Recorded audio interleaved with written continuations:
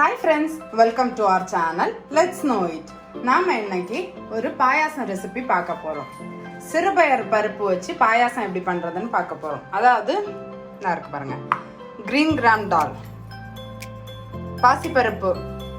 இந்த பாசி பருப்பு வச்சு எப்படி பாயாசம் பண்றதுன்னு பார்க்கலாம். இதுக்கு 1.5 கப் அளவுக்கு பாசி பருப்பு எடுத்திருக்கேன். மெஷரிங் கப்ல மெஷர் பண்ணி எடுத்திருக்கேன். 2 கப் அளவுக்கு வெல்லம். நான் மண்டை வெல்லம் எடுத்து ஒன்றும் பாதியமாக நுணுக்கி வச்சுருக்கேன். நாம் இதை தண்ணி காய்ச்சிக்க போகிறோம். இதிலேருந்து கொஞ்சமாக தண்ணி ஊற்றி உருக்கி எடுத்துக்க போகிறோம். அதனால் ஒன்றும் பாதியமாக அடித்து வச்சுருக்கேன். நெய் 1.5 டேபிள் ஸ்பூன் அளவுக்கு எடுத்து வச்சுருக்கேன். இது தாளிக்கிறதுக்காக முந்திரி பருப்பு, ட்ரை கிரேப்ஸ், கிஸ்மிஸ் பழம் எடுத்திருக்கேன். அப்புறமா தேங்காய் இந்த மாதிரி பல்லு பல்லாக கட் பண்ணி வச்சுருக்கேன். கொஞ்சமாக ஏலக்காய் தூள், 1.5 கப் அளவுக்கு ஜவ்வரிசி 1.5 கப் அளவுக்கு பாசி பருப்புக்கு ஒரு 3/4 கப் அளவுக்கு ஜவ்வரிசி எடுத்திருக்கேன். அப்புறமா தேங்காய் பால் எடுத்திருக்கேன். இதுதாங்க இந்த பாயாசம் பண்ணுறதுக்கு தேவையான இன்க்ரீடியன்ஸ். இப்போது இந்த பாயாசம் எப்படி பண்ணுறதுன்னு பார்க்கலாம் வாங்க.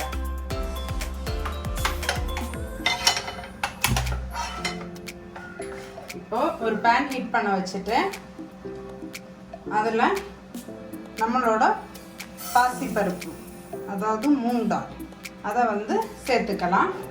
சேர்த்துட்டு இப்போ இந்த பாசி பருப்பை நல்லா வாசனை வர்றது வரைக்கும் வறுத்துக்கலாம். இதனோட கலர் சேஞ்ச் ஆக வேண்டாம் ரொம்ப, பட் நல்ல ஒரு வாசனை வரும். பச்சை வாசனை போய் நல்ல ஒரு மூங் தாலுடைய வாசனை நமக்கு வரும். அந்த அளவுக்கு நாம் இதை வறுத்துக்கலாம்.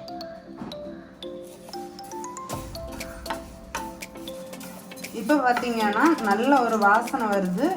கலர் எதுவும் சேஞ்ச் ஆகணுங்கிறது இல்லை, நல்ல வாசனை வர்றது வரைக்கும் நாம் வறுத்துக்கிட்டா போதும்.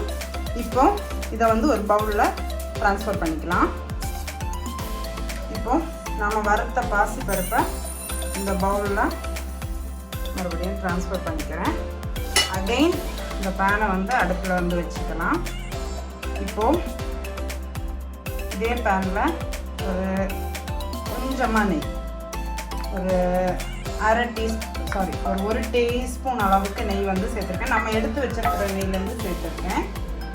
இப்போது இது கூடவே ஜவ்வரிசியை சேர்த்து வறுத்துக்க போகிறோம்.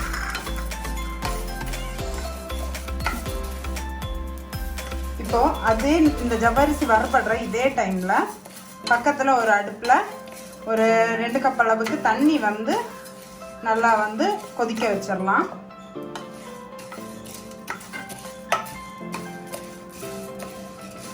ஜவ்வரிசி வறுக்கிறப்போ ஸ்லோ ஃப்ளேமில் வச்சு வறுங்க. ஜவ்வரிசி இந்த மாதிரி வறுத்து நாம் சேர்க்குறப்போ சீக்கிரமாகவும் குக் ஆகும். அது மாத்திரம் இல்லை, உதிரியாகவும் குக் ஆகும், ஒன்றோட ஒன்று ஒட்டாமல். அதுக்காக தான் நாம் இதை மாதிரி வறுத்து சேர்க்குறோம். இப்போ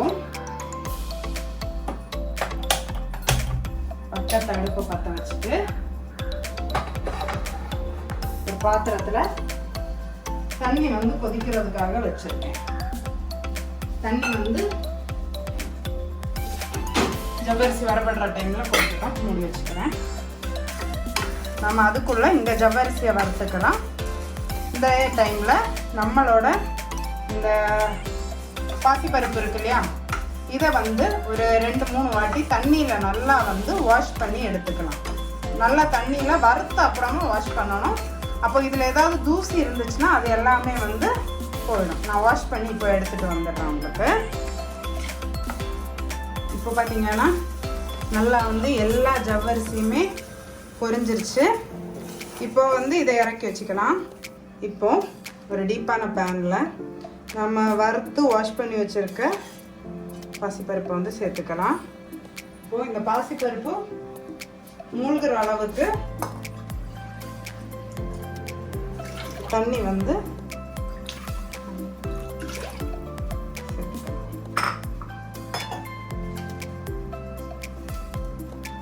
இந்த பாசிப்பருப்பு மூழ்கிற அளவுக்கு தண்ணி சேர்த்துட்டு மூடி போட்டு ஒரு விசில் வர்றது வரைக்கும் வச்சிடலாம்.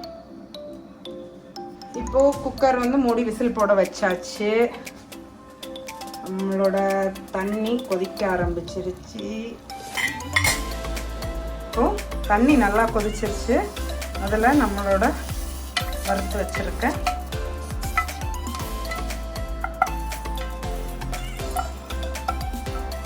ஜவ்வரிசி எல்லாமே சேர்த்து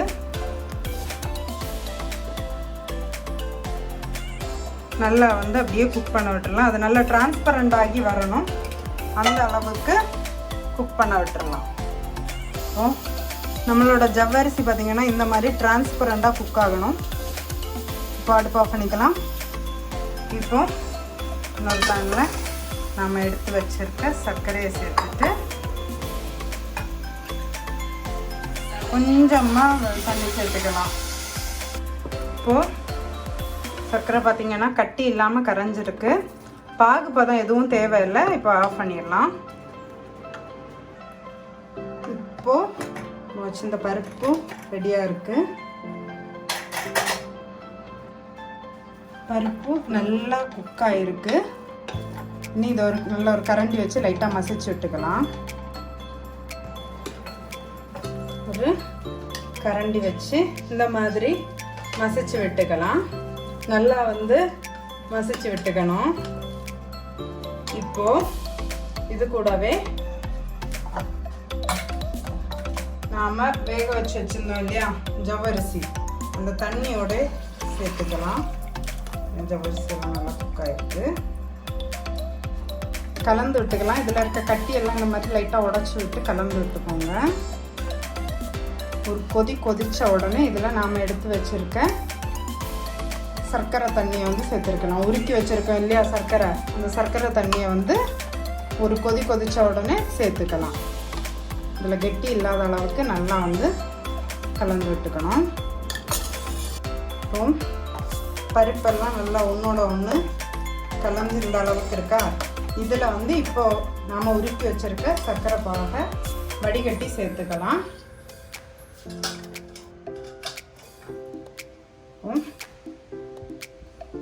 நல்லா டைரெக்டாக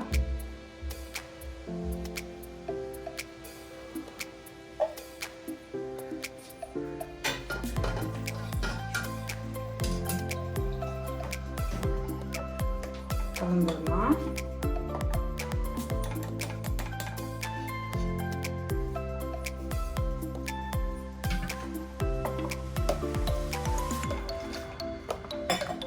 ஓகேவா, பார்த்துக்கோங்க. இந்த மாதிரி தூசி இதில் இருக்கா, இதுக்காக தான் இதை வந்து வடிகட்டிட்டு சேர்த்துக்கிறோம்.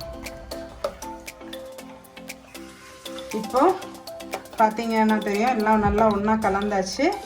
நல்லா இது ஒரு கொதி வர்றது வரைக்கும் வெயிட் பண்ணலாம். அப்பப்போ கலந்து விட்டுக்கோங்க, இல்லைன்னா அடி பிடிச்சிக்கும். இப்போது இது கூடவே ஒரு பிஞ்ச் அளவுக்கு உப்பு சேர்த்துக்கிறேன். அப்புறமா நாம் எடுத்து வச்சுருக்கோம் இல்லையா ஏலக்காய் தூள், அதையும் சேர்த்துக்கலாம். இப்போ இனிமேல் நல்லா வந்து கலந்து விட்டுக்கலாம். இப்போ பார்த்தீங்கன்னா நல்லா வந்து ஒரு கொதி வந்துருச்சு. இதில் நாம் எடுத்து வச்சுருக்க தேங்காய் பாலை சேர்த்துக்கலாம். தேங்காய் பால் இருந்தால் மாத்திரம் சேர்த்தா போதும், பசும்பால் சேர்க்கக்கூடாது. ஒரு வாட்டி கலந்து விட்டுக்கலாம். தேங்காய் பால் சேர்த்த அப்புறமா கொதிக்கக்கூடாது. ஜஸ்ட் ஒரு கொதி வந்த உடனே ஆஃப் பண்ணிடலாம். தேங்காய் பால் சேர்த்து ரொம்ப நேரம் கொதிக்கலாம் விடக்கூடாது. தேங்காய் பால் ஹீட் ஆகி ஒரு கொதி வர்றது வரைக்கும் மாத்திரம் வெயிட் பண்ணிக்கலாம். இப்போ நாம் தேங்காய் பால் சேர்த்த அப்புறமா நல்லா ஒரு கொதி வந்துருச்சு.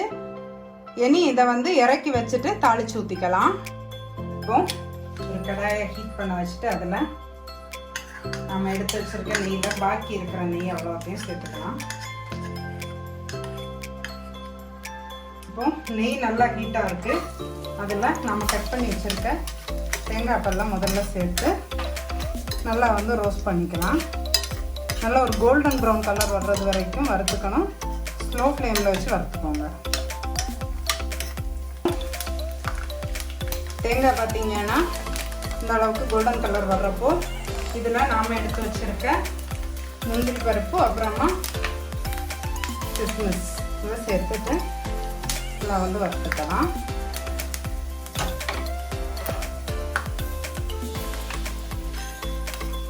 நம்ம சேர்த்துருக்க திராட்சை வந்து நல்லா உப்பி வரணும், அந்த அளவுக்கு நல்லா வறுத்துக்கோங்க.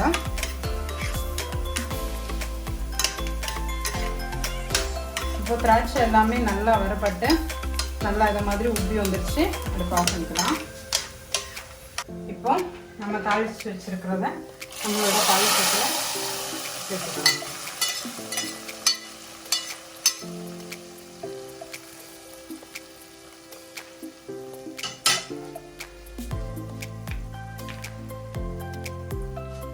வாட்டி நல்லா கலந்து விட்டுக்கோங்க.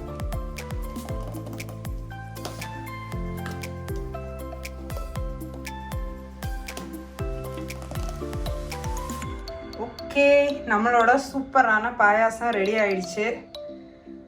நீங்களும் இந்த பாயாசத்தை வீட்டில் ட்ரை பண்ணி பாருங்கள். எப்படி இருந்துச்சுன்னு கீழே கமெண்ட்ஸில் ட்ரை பண்ணி பார்த்துட்டு எனக்கு சொல்கிறதுக்கு மறந்துடாதீங்க.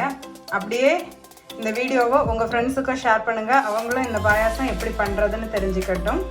நம்மளோட சேனலுக்கு நீங்கள் இது வரைக்கும் சப்ஸ்கிரைப் பண்ணலைன்னா மறக்காமல் நம்மளோட சேனலுக்கு சப்ஸ்கிரைப் பண்ணிக்கோங்க. சேனலோட லிங்க் கீழே டிஸ்கிரிப்ஷனில் இருக்குது. அப்போ தான் நான் ரெகுலராக போஸ்ட் பண்ணுற வீடியோஸோடைய அப்டேட் உங்களுக்கு வரும். சீக்கிரமாகவே இன்னொரு ரெசிபியோட உங்களை மீட் பண்ணுறேன்.